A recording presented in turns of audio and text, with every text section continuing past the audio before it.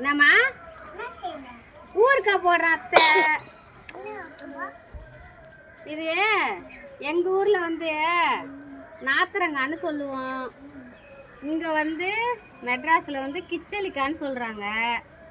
ஆனால் மாயாவரத்தில் நாத்திரங்கான்னு சொல்லுவோம். இது என்ன செய்யணும், ரொம்ப அவிக்கக்கூடாது. அப்படியே வெந்நீரை கொதிக்க வச்சு அதில் போட்டு இது மாதிரி அரிஞ்சிடணும்.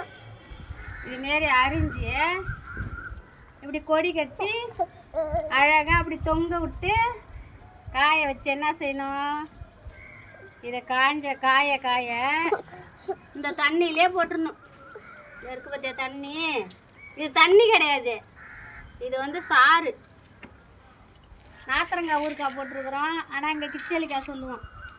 சுடு தண்ணியை கொதிக்க வச்சு அதில் இந்த காயை போட்டு அந்த தோல் கலர் மாறணும், பச்சை கலர் மாறிடணும். பச்சை கலர் மாறினோன்னா இதுமாரி அழகாக அப்படி அரிஞ்சு ஒரு கொடியை கட்டி அந்த கொடியில் அப்படி தொங்க விட்டுறணும்.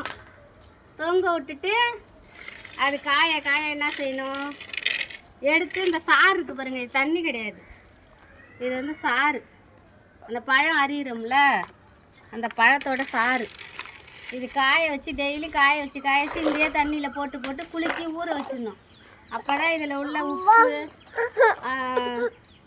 அந்த புளிப்பு எல்லாம் அந்த காயில் ஏற அப்படியே காய வச்சு நல்லா காஞ்ச பிறகு பக்கெட்டில் வச்சு அமுக்கி வச்சிட்டோம்னா ஒரு வருஷத்துக்கு எடுத்து சாப்பிட்டுக்கிட்டு இருக்கலாம். சூப்பராக இருக்கும்.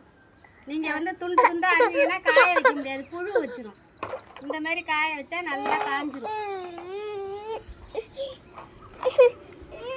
இதுமாரி காய வச்சு நீங்கள் எல்லாம் ஊறுக்காய் போட்டு பக்கெட்டில் போட்டு எடுத்து வச்சுங்க, நல்லா சாப்பிட்லாம். பாய். இந்த வீடியோ பிடிச்சிருந்தா லைக் பண்ணுங்கள், ஃபாலோ பண்ணுங்கள், எங்கள் வீடியோவை தொடர்ந்து பாருங்கள்.